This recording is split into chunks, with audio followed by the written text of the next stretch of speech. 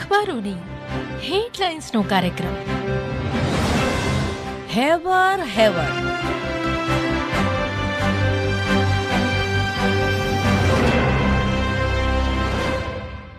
હું કેવિન સોની. બધા જ સમાચાર જેમ કે સંદેશ, કચ્છ મિત્ર, દિવ્ય ભાસ્કર અને ગુજરાત સમાચારમાં ઇઝરાયલ હમાસના સમાચાર મુખ્ય પાના પર છે.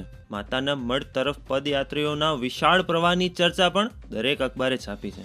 રાજસ્થાનની ચૂંટણીની તારીખમાં ફેરફાર થયો અને મતદાન હવે 23ના બદલે 25ના થશે. આ સમાચારને પણ તમામ અખબારોએ અગત્યના સમાચાર તરીકે લીધા છે. વર્લ્ડ કપમાં અફઘાનિસ્તાન પર ભારતના વિજયના સમાચાર પણ હેડલાઇન્સમાં છે. રોહિત શર્માએ સૌથી ઝડપી સદી ફટકારી છે.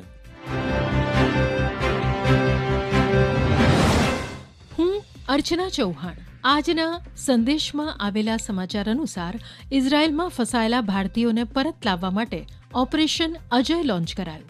તેની જાહેરાત કરતા વિદેશ મંત્રી એસ જયશંકરે કહ્યું કે સ્પેશિયલ ચાર્ટર્ડ ફ્લાઇટ અને અન્ય વ્યવસ્થા પણ કરવામાં આવી છે.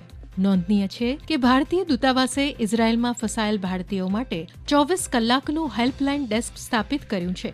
યુદ્ધ પ્રભાવિત દેશમાં ભારતીય દૂતાવાસ સંપૂર્ણ રીતે સક્રિય છે અને ભારતીયોની મદદ માટે 24 કલાક કાર્યરત રહેતી હેલ્પલાઇન નંબર +092 3526 748 અથવા +092 5432 78392 અથવા તો consel.telaviv@meragovernment.in ઈમેલ આઈડી સક્રિય કર્યું છે. નમસ્કાર, હું મનોજ સોની. કચ્છ મિત્રની હેડલાઇન જણાવે છે કે પઠાણકોટ સૂત્રધારની પાકિસ્તાનમાં હત્યા. પઠાણકોટ આતંકવાદી હુમલાના માસ્ટર માઇન્ડ શાહિદ લતીફની પાકિસ્તાનના સિયાલકોટની મસ્જિદમાં ગોલી મારીને હત્યા કરી દેવાઈ છે. શાહિદ લતીફ NIAની મોસ્ટ વોન્ટેડની યાદીમાં સામેલ હતો.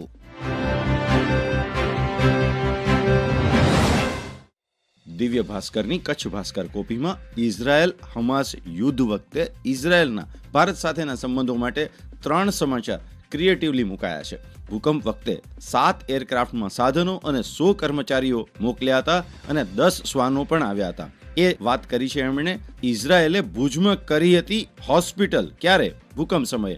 એની વાત કરી છે. ઇઝરાયલમાં જ્યારે યુદ્ધની સ્થિતિ છે ત્યારે ઇઝરાયલનું રાષ્ટ્રીય પક્ષી કચ્છમાં છે એવા તસવીર અહેવાલો પણ છપાયા છે. અને એક ત્રીજા અહેવાલમાં 2018માં ખારેક સંશોધન કેન્દ્ર ભુજ નજીક લાખોંદમાં શરૂ થયું એના સમાચાર છપાયા છે. ભુજ તાલુકાના લાખોંદ નજીક 17 જાન્યુઆરી 2018ના રોજ ભારતના વડાપ્રધાન શ્રી મોદી અને ઇઝરાયલના વડાપ્રધાન બેન્જામિન નેતાન્યાહુ દ્વારા સંયુક્ત રીતે આ કેન્દ્રનું લોકાર્પણ કરાયું હતું. અખબારોની હેડલાઇન્સનો કાર્યક્રમ હેવર હેવર.